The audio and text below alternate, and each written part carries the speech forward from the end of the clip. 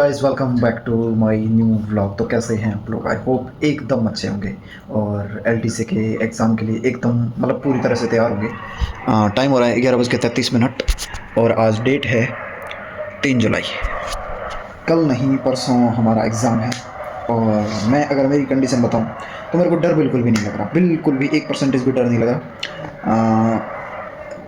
बस ऐसा है कि मेरे को प्रिपरेशन के लिए ऐसे मान लो कि 50 दिन मिले थे, उसमें से 10 दिन तो इधर उधर हो जाते हैं, हो जाते नहीं, मैंने कर दिए।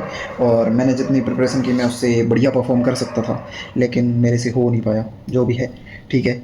और आज और कल की सिचुएशन ये है, कल तो मेरे को रवाना होना है। और आज की सिचुएशन ये है कि आज मैंने एक अक्षर भी नहीं पढ़ा, पढ़ा था लेकिन मैंने क्या पढ़ा था बताऊँ?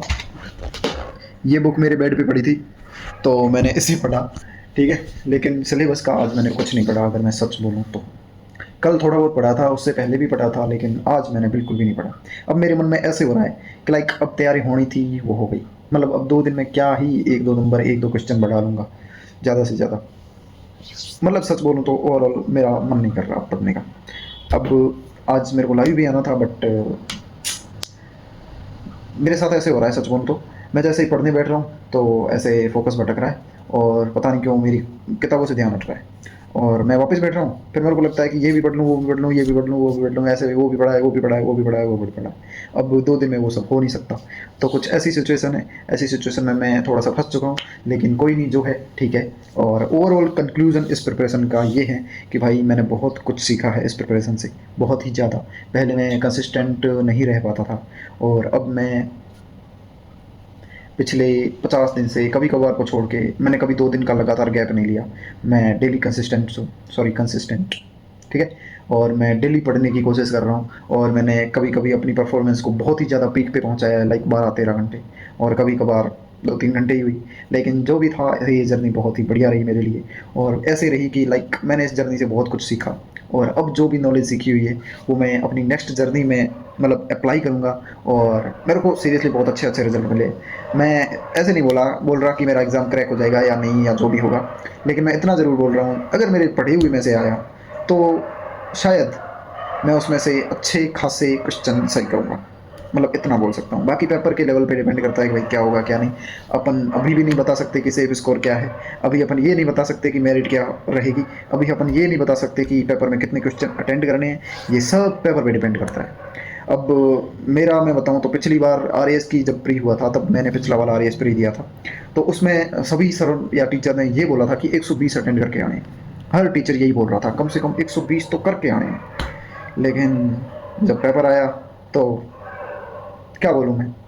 और बड़े प्रतिष्ठित, बहुत ही बड़े टीचर, बहुत ही बड़ी कोचिंग के, सबसे अपर टीचर, उन्होंने ये बोला था कि भाई 120 नहीं अटेंड करके आए तुम्हारा कुछ नहीं होगा। तो तुम सोच सकते हो कि भाई क्या हम क्या डिसाइड कर सकते हैं कि एग्ज़ाम में हम कितने अटेंड करके आए, क्या सेफ स्कोर रहेगा।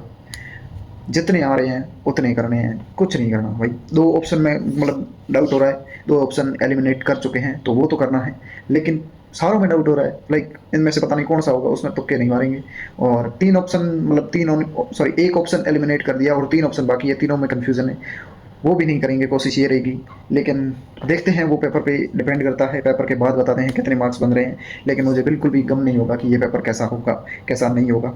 लेकिन अगर मैं ऑनेस्टली कुछ चीज़ें बताऊँ, मैं इसका एग्ज़ाम क्लियर करता हूँ, उसके बाद मेरा टाइपिंग टेस्ट होता है और उसमें भी मैं अच्छे खासे मार्क्स गेन करता हूँ, लेकिन मैं फाइनल सिलेक्शन से रह जाता हूँ, क्योंकि मैंने ऐसी सिचुएशन मेरे फ्रेंड की देखी थी पिछले बार। तो भाई मेरे को वो चीज़ नहीं चाहिए। अगर या तो सिलेक्शन हो तब मेरा इसमें रिजल्ट आए या जो भी हो, या फिर सिलेक्शन ना होना तो मेरे को नहीं चाहिए भाई। मेरे को अच्छे नंबर ला के, एग्ज़ाम, कुछ लोग ऐसे बोलते हैं ना, एग्ज़ाम तो क्रैक कर लेते, मेरे को नहीं करना, बिकॉज भाई इस चीज़ से मैं जो आगे वाली जर्नी स्टार्ट कर रहा हूँ वो इफेक्ट होगी। अगर वो इफेक्ट हुई तो मेरा जो ओवरऑल एंड ड्रीम है वो खतरे में पड़ सकता है। बस इसलिए मैं सिर्फ एग्ज़ाम क्रैक नहीं करना चाहता। अगर मेरा होता है तो फाइनल सिलेक्शन हो, नहीं होता है तो भाई कुछ ना हो, बस मैं पीछे ही रह जाऊँ, कोई दिक्कत नहीं भाई। मेरे को बिल्कुल भी इस चीज़ का रिग्रेट नहीं है, बिकॉज मैंने 35 दिन दिए हैं अपनी लाइफ के। मैंने ऐसे भी नहीं है कि 5-6 महीने प्रिपरेशन की है, 35-40 दिन मैक्स है। 35-40 इन द सेंस, डेली अगर 12 घंटे काउंट किए जाए तो 35-40 × 12 कर लो, उतना ही मैं, उससे भी कम ही होगा, ज़्यादा नहीं होगा, उतना ही मैं पढ़ पाया हूँ, या जो भी बोलो, जो भी है ठीक है। और इट्स ओके, मस्त निश्चिंत होकर एग्ज़ाम दे के आएंगे। मेरे को अभी फियर नहीं है, तो मुझे नहीं लगता कि मेरे को एग्ज़ाम से पहले भी फियर होगा। मैं फ्री माइंड होकर एग्ज़ाम दे के आऊँगा। अगर आप ऐसे सोचते हो ना कि मैं झूठ बोल रहा हूँ, ये मेरे हाथ में विद्या है, मेरे मन में बिल्कुल भी ऐसे फियर नहीं है कि क्या होगा।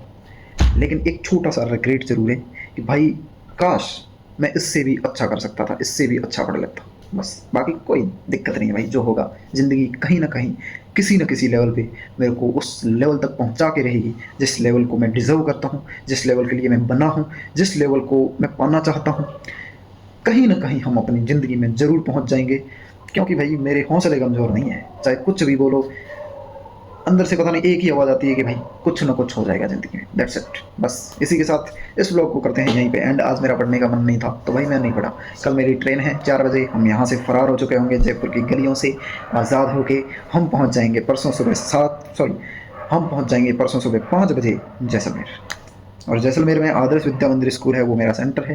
तो मिलते हैं वहाँ पे जो साथी होंगे उनसे, और हो सकता है मैं ब्लॉग बनाऊँ तो आपको भी रूबरू कराऊँ उनसे। इसी के साथ इस ब्लॉग में बस इतना ही। आई होप आपको ब्लॉग पसंद आया होगा। आई होप मेरी पॉजिटिव थिंकिंग आपको अच्छी लगी होगी। लगी हो तो लाइक करो, कमेंट करो, चैनल को करो सब्सक्राइब। मिलते हैं नेक्स्ट ब्लॉग में, तब तक के लिए बाय गाइस।